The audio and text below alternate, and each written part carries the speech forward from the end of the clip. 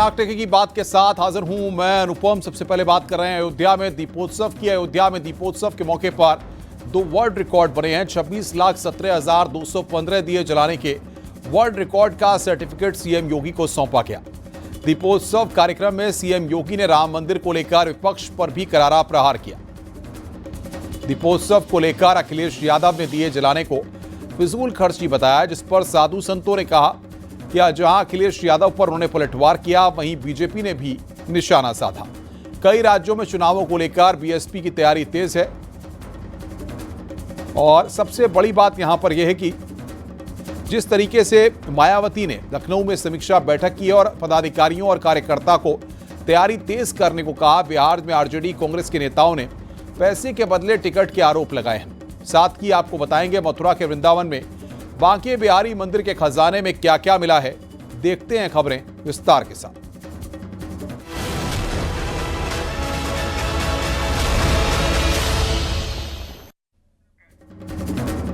अयोध्या में मुख्यमंत्री योगी आदित्यनाथ ने दीपोत्सव कार्यक्रम में शिरकत की। एक बार फिर दीपोत्सव का वर्ल्ड रिकॉर्ड बना। 26,17,215 दिए जलाने के वर्ल्ड रिकॉर्ड का सर्टिफिकेट सीएम योगी को सौंपा गया।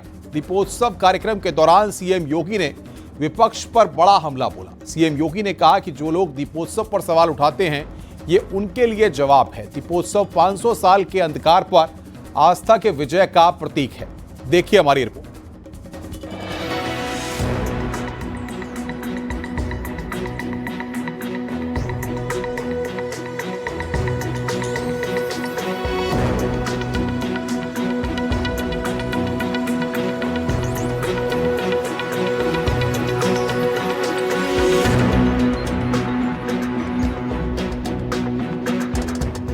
राम मंदिर के मार्ग में बाधा खड़ी कर सके, लेकिन आज हम कह सकते हैं उन्होंने गोली चलाई, हम अयोध्या में दीप जला रहे हैं। सीएम योगी आदित्यनाथ का ये बयान समाजवादी पार्टी पर बड़ा निशाना है। दीपोत्सव कार्यक्रम के दौरान अयोध्या में सीएम योगी ने विपक्ष पर बड़ा हमला बोला। सीएम योगी ने कहा कि जो लोग दीपोत्सव पर सवाल उठाते हैं, ये उनके लिए जवाब है। दीपोत्सव 5 साल के अंधकार पर आस्था के विजय का प्रतीक है। ये दीप केवल दीप नहीं है, यह दीप 500 वर्षों के अंधकार पर आस्था के विजय के प्रतीक भी हैं। 500 वर्षों में किस प्रकार के अपमान को झेलना पड़ा था और किस प्रकार के संघर्षों से हमारे पूर्वज जूझे थे, ये दीप उसी के प्रतीक स्वरूप हैं। राम मंदिर के भव्य और दिव्य निर्माण पर सीएम योगी ने कहा कि पीएम मोदी ने राम मंदिर बनाकर सनातन आस्था का सम्मान किया है। और मोदी जी पहले प्रधानमंत्री हैं जिन्होंने अयोध्या में रामलला को 500 वर्षों के बाद विराजमान करने के बाद देश के अंदर इससे पूर्व सभी भगवान राम से जुड़े हुए आराध्य स्थलों का दर्शन किया और फिर आकर के 22 जनवरी 2024 को से राम जन्मभूमि पर भगवान राम को विराजमान करके सनातन आस्था को सम्मान देने का काम किया। राम मंदिर को लेकर सीएम योगी ने कहा कि सैकड़ों साल में सनातन की आस्था टूटी, लेकिन श्रद्धा अडिग और अविचल रही। भारत भूमि को पवित्र करने के लिए सारे यत्न किए, सारे षड्यंत्र किए, आस्था के प्रतीकों को तोड़ा गया, अपमानित किया गया, आस्था खंडित हुई, लेकिन श्रद्धा डिगी नहीं, वो अविचल रही। दीपोत्सव कार्यक्रम में सीएम योगी ने भगवान राम, सीता और लक्ष्मण के स्वरूप में पहुंचे कलाकारों को तिलक लगाकर आरती भी उतारी। सीएम योगी भगवान राम के रथ को खींचते भी दिखे। वहीं सरयू तट पर भव्य दीपोत्सव कार्यक्रम हुआ। 26 लाख से ज्यादा दीपक एक साथ जलाकर एक बार फिर नया रिकॉर्ड कायम किया गया। Bureau report, news 18।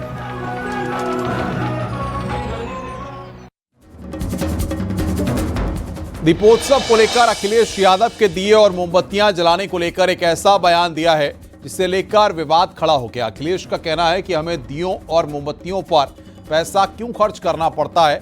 वहीं साधु संतों ने इस पर कड़ा ऐतराज जताया। बीजेपी ने भी अखिलेश यादव पर करारा पलटवार किया है। देखिए हमारी रिपोर्ट। क्यों खर्चा करना बार बार दियों का, मोमबत्ती का और ये दिमाग लगाना है? तो फिर क्या उम्मीद करोगे? ऐसा सगा हटाइए इसको, बहुत सुंदर रोशनी कराएंगे हम लोग। भगवान श्री राम की नगरी अयोध्या में भव्य दीपोत्सव को लेकर अखिलेश यादव के बयान पर सियासी घमासान मच गया है। अखिलेश ने दीपोत्सव को फिजूल खर्ची बताया, साथ ही कहा कि हमें क्रिसमस से सीखना चाहिए। ये की जगह मोमबत्ती का इस्तेमाल किया जा रहा है, की संख्या घट गई है। देर आए छोड़िए, देर आए दुरुस्त आए, और क्या बोले उस पे क्या बोलना, उसमें क्या बोलना। वो तो देखिए ऐसा है, हम सुझाव देना नहीं चाहते। चलो दे दो सुझाव, भगवान प्रभु श्री राम जी के नाम पे सुझाव। रुक जाइए भाई, देखिए दुनिया में इस समय क्रिसमस का समय पूरी शहर जगमगा जाते हैं और महीनों जगमगा के रखते हैं वो लोग। उन्हीं से सीख लो बस। अखिलेश के बयान पर संतों का गुस्सा फूट पड़ा है। प्रयागराज के स्वामी शांडिल्य महाराज का कहना है कि अखिलेश बार बार हिंदू आस्था को चोट पहुंचाने का काम कर रहे हैं।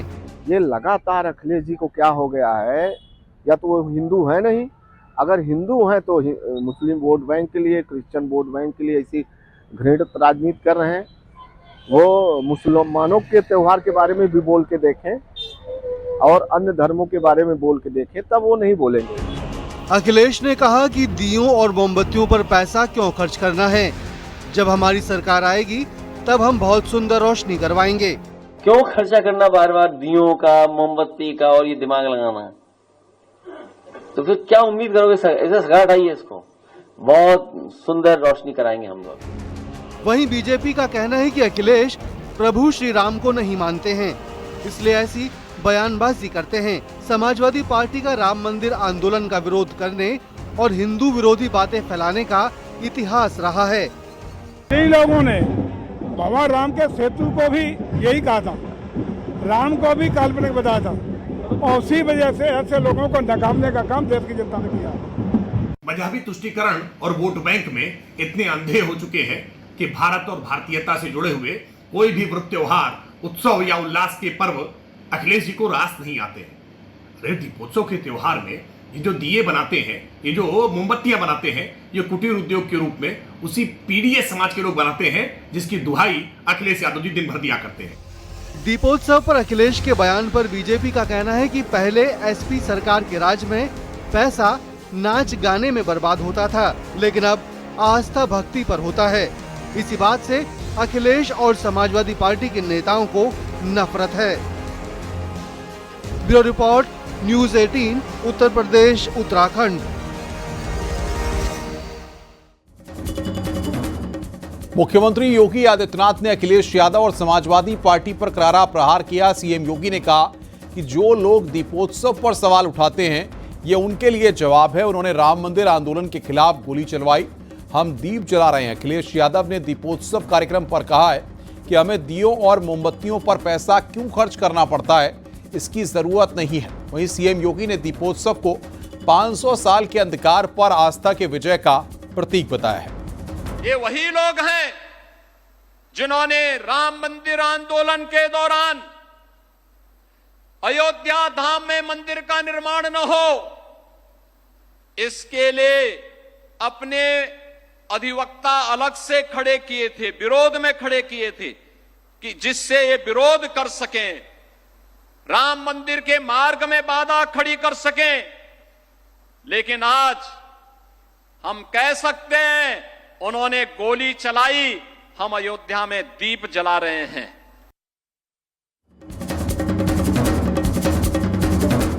इटावा पहुंचे अखिलेश यादव ने एक बार फिर प्रेस कॉन्फ्रेंस कर दिवाली पर बिजली वाली लाइट और मिट्टी के दियों को लेकर योगी सरकार पर तंज कसा।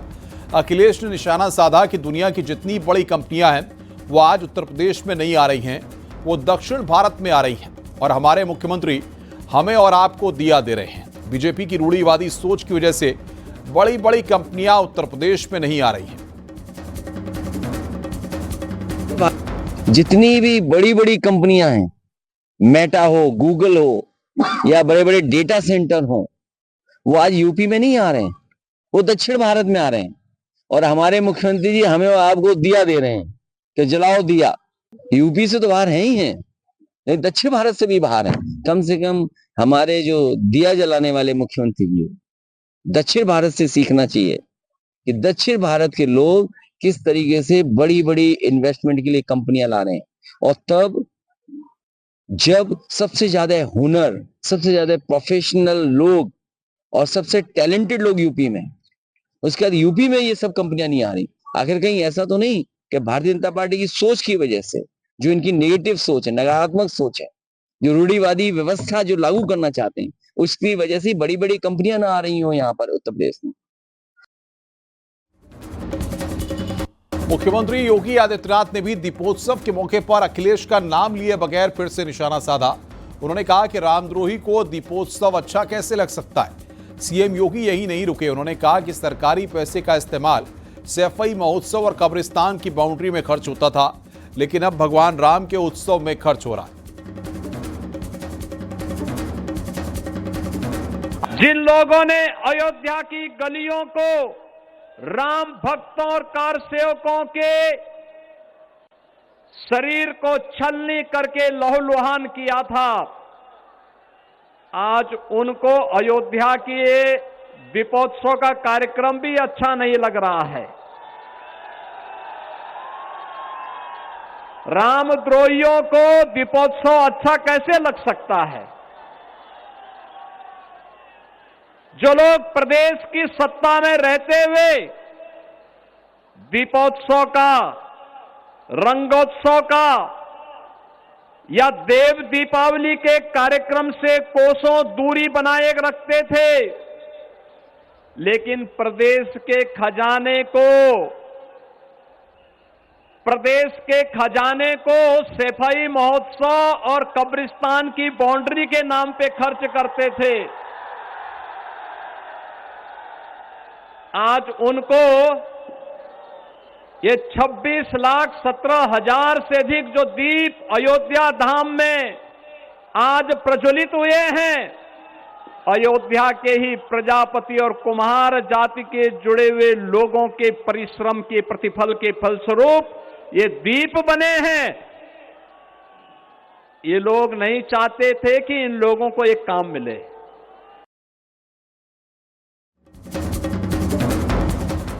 बीएसपी के सुप्रीमो मायावती के नेतृत्व में राष्ट्रीय स्तरीय कार्यकारिणी की बैठक हुई, जिसमें तमाम राज्यों के पदाधिकारी शामिल हुए। मायावती और आकाश आनंद के साथ मायावती के भाई आनंद कुमार भी इस बैठक में नजर आए। इस बैठक में तय किया गया कि पार्टी को हर हाल में आगामी कई राज्यों में होने वाले चुनाव के लिए मजबूत किया जाएगा। देखिए हमारी रिपोर्ट।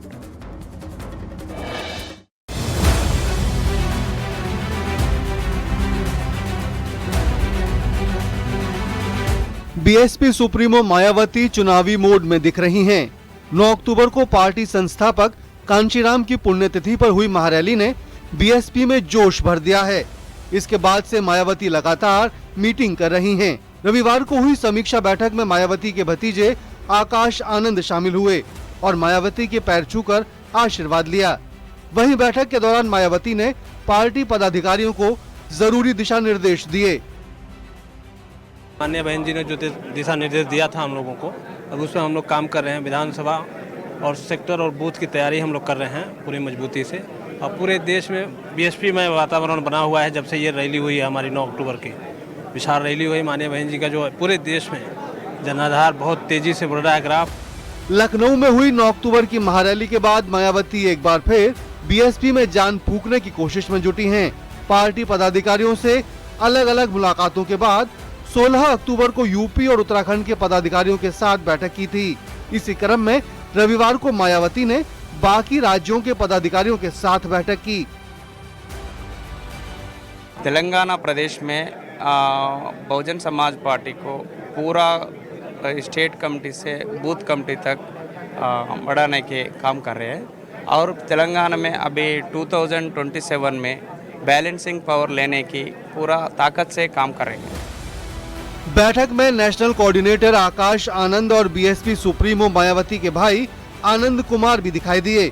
इस बैठक में तय किया गया है कि पार्टी को हर हाल में आगामी कई राज्यों में होने वाले चुनाव के लिए मजबूत किया जाए।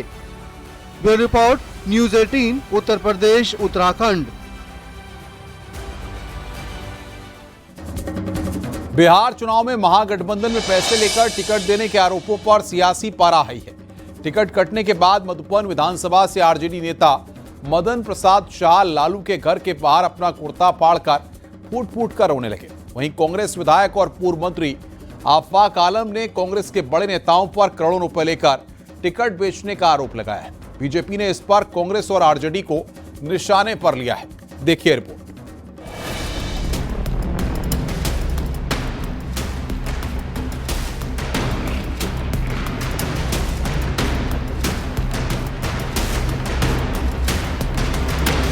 बिहार विधानसभा चुनाव में महागठबंधन में पैसे लेकर टिकट देने के आरोपों पर सियासी पारा चढ़ गया है। पटना में आज लालू प्रसाद यादव के आवास के बाहर जमकर ड्रामा देखने को मिला। टिकट कटने के बाद मधुबन विधानसभा से आरजेडी नेता मदन प्रसाद शाह लालू के घर के बाहर फूट फूट कर रोने लगे। मर जाएंगे। लालू यादव हमको बोले टिकट देने के लिए, टिकट देने मधुबन विधानसभा से हैं। बाप रे बाप, 2020 में हम 2000 वोट से हमको हराया गया। लालू यादव बोले कि बहू तू लड़िए इलेक्शन। बाप रे बाप, हम मर जाएंगे। बेटा बेटी का शादी हम नहीं किए। बाप रे, बहुत अन्याय। इसी दौरान उन्होंने आवेश में अपना कुर्ता फाड़ लिया, जमीन पर लेटकर रोने लगे। आरोप लगाया कि उनसे 2,70,00,000 रुपए मांगे गए थे। उन्होंने नहीं दिए तो टिकट काट दिया। 2,70,00,000 रुपए लिया है संतोष कुशवाहा। संजय यादव लिया है। कौन तो सुनील इसका जो है ना दलाल है, इंजीनियर सुनील लिया पैसा। लालू से हम प्राण दे देंगे। हमारे गुरु है लालू जी, उनके लिए हम जान दे देंगे। अरे बाप, क्या करें, हम बर्बाद हैं। हम सब फाड़ लेंगे।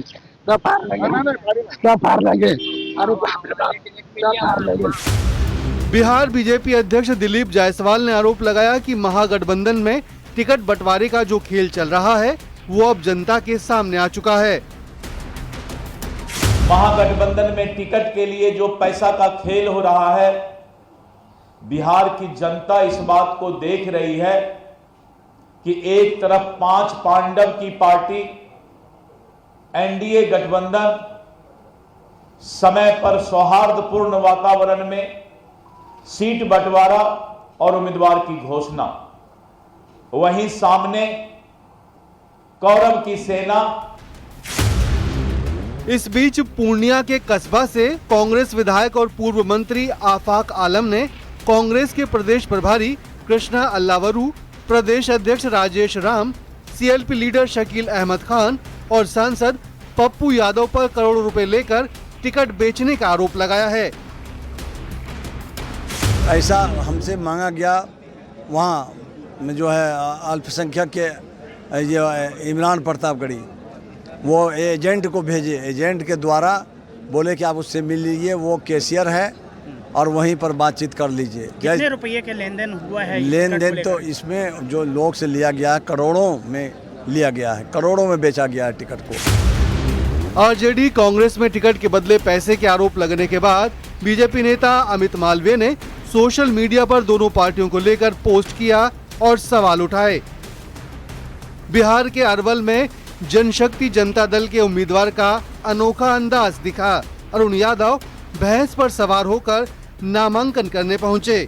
अरुण यादव तेज प्रताप यादव की पार्टी के नेता हैं और इस बार उन्हें विधानसभा चुनाव का टिकट दिया गया है। Bureau report, news 18, Uttar Pradesh, Uttarakhand.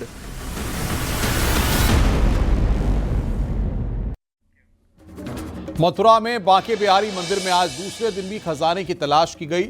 जानकारी के मुताबिक दूसरे दिन खजाने की तलाश में कमरे के अंदर से एक सोने की छड़ी, एक बक्से में 3 चांदी की छड़ियां मिली हैं, एक तिजोरी में तांबे के सिक्के, कुछ नग भी मिले हैं। लेकिन जो बेशकीमती खजाना होने की बात कही जा रही थी, ऐसा कुछ भी नहीं है। देखिए रिपोर्ट।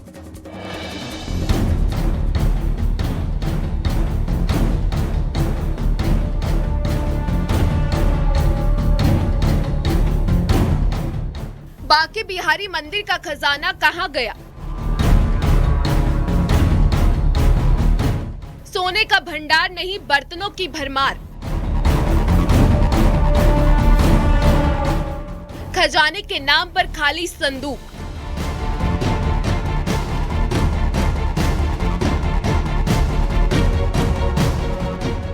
वो खजाना जिसे 160 साल पुराना बताया जा रहा था, वो खजाना जो बंद दरवाजों के अंदर कमरे में था, उसे 54 साल बाद खोला गया। शनिवार को प्रशासन वृंदावन के बांके बिहारी मंदिर में दल बल के साथ पहुंचा था। पुलिस की तरफ से सुरक्षा के कड़े बंदोबस्त थे, लेकिन जब गर्भगृह के पास तोशखाने के 2 दरवाजों को खोला गया तब सभी हैरान रह गए। उम्मीद जताई जा रही थी कि तोशखाने के इन 2 कमरों में भारी मात्रा में खजाना होगा। हर कोई जानने को उत्सुक था, लेकिन जब ताले तोड़कर दरवाजों को खोला गया तो खजाने के नाम पर वहां 2 बॉक्स मिले, जिसमें एक लोहे का तो दूसरा लकड़ी का बना हुआ था। लकड़ी के बड़े बक्से को खोला गया तो उसमें आभूषणों के खाली बॉक्स मिले, जो अलग ही तस्वीर बयां कर रहे थे। बक्से में साल 1970 का लिखा हुआ एक पत्र भी निकला। रुक रहे हैं यहां पर ब्रेक के लिए। खबरों का सिलसिला लगातार जारी है।